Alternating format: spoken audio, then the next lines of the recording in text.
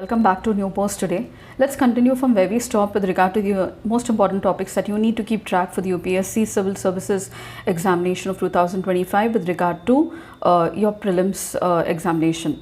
So let's start with January. Today let's cover January 24th and 25th.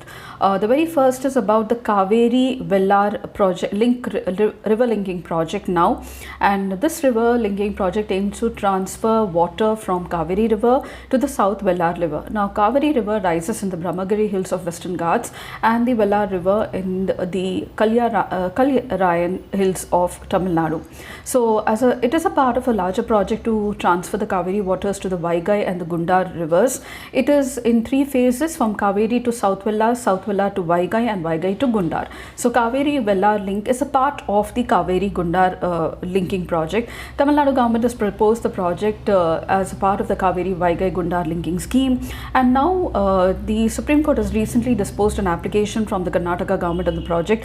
The court observed that the union government has yet not granted in principle approval to the project. So this is about the Kaveri Vellar link, which is a part of the Kaveri Vaigai Gundar project.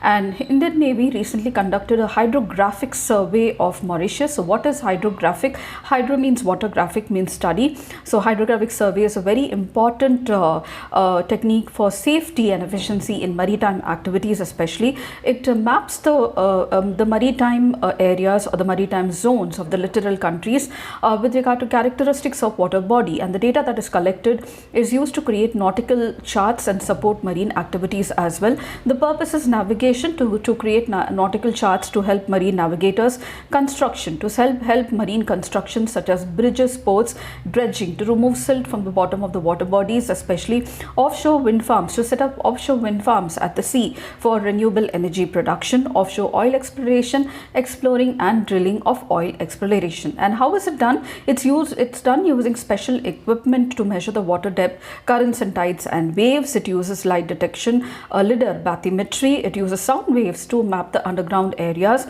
called as acoustic surveys, and it also analyzes satellite images as well. So hydrography comes from an ancient Greek word which means hydor means water, hydro means water, and grapho means to write, and marine survey is another term for hydrographic survey.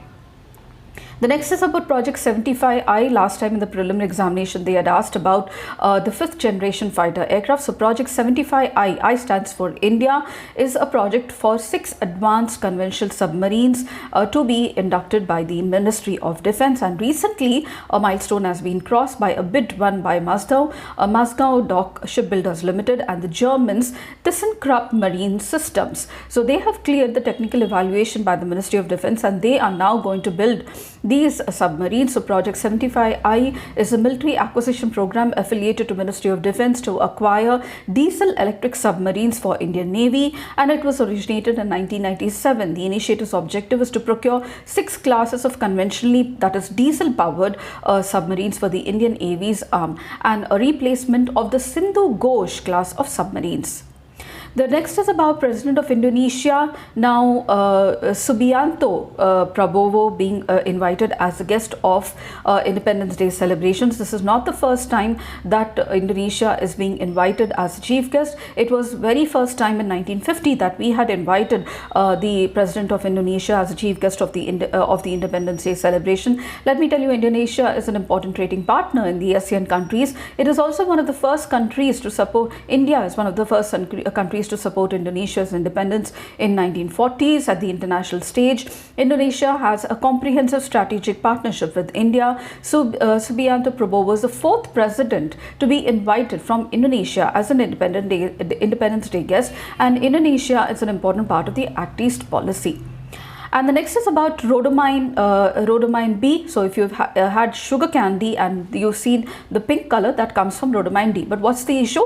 Now it is being banned by the government of India because of its carcinogenic effects, and it's a food color which has evidence of carcinogenic properties. The FDA has cited growing concerns of its use in confectionery items. Apart from that, it is used in textile, leather products, etc. It is used in candies, baked goods, and also processed foods as well. It is known for its pinkish fluorescence color, which is used widely, and Tamil Nadu recently has banned its usage in cotton candy and also gobi manchuria, which is unsafe, it said. The ban aims to raise public awareness and ensure safe color-free cotton candy is available. Synthetic dyes can induce DNA damage like rhodamine B, along with tumor growth, and also there is concrete evidence for long-term exposure in unregulated products as a cause of concern. Rhodamine B serves as an important reminder of the hidden dangers that lurk in innocuous products. It underscores collective responsibility of the government, industry, and also consumers to prioritize health over aesthetics.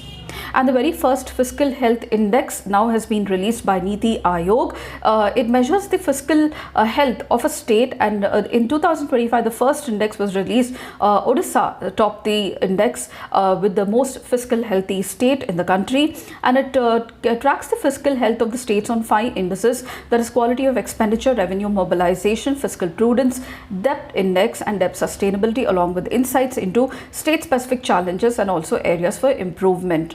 It will be an annual index, and with a cumulative score of 67.8 on the index, India tops India ranking of the fiscal health among 18 states, followed by Chhattisgarh, Goa with 55 and 53.6 percentage points. Spinal muscular atrophy. Now the NGOs associated with this disease are calling for the government's help to provide accessible medicine, because this is a genetic disease and the treatment is very costly. So it causes progressive muscular weakness and wasting, and affects the motor neurons in spinal cord that control voluntary movement. The symptoms are muscle weakness in shoulders, hips, thighs, and upper back, difficulty in breathing and feeding, joint contractures, along with curvature of the spine. And the type of SMA or spinal muscular atrophy is of 4 types. The first type is the most common and the severe form of spinal muscular atrophy. It is called as a Weaning-Hoffmann disease, and the second one is type 2, affects children between 6 to 18 months year old. Type 3 is a milder form. It is called as the Kugelberg-Wallender disease, and type 4 is the adult form, which begins after the age of 35. Inheritance. It is passed down from faulty genes from the parents, and if both the parents pass faulty gene to the child, they will likely develop this condition. If only one parent passes down the gene, the child will be a carrier.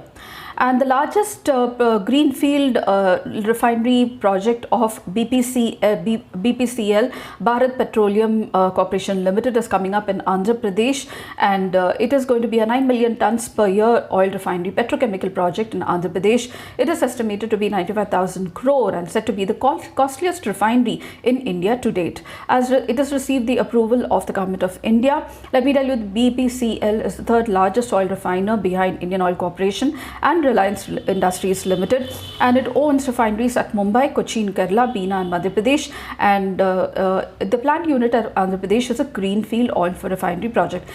India is the world's 3rd largest oil consuming and importing nation, and we have a refined capacity of 258 million tons, and we own 17 refineries as of today.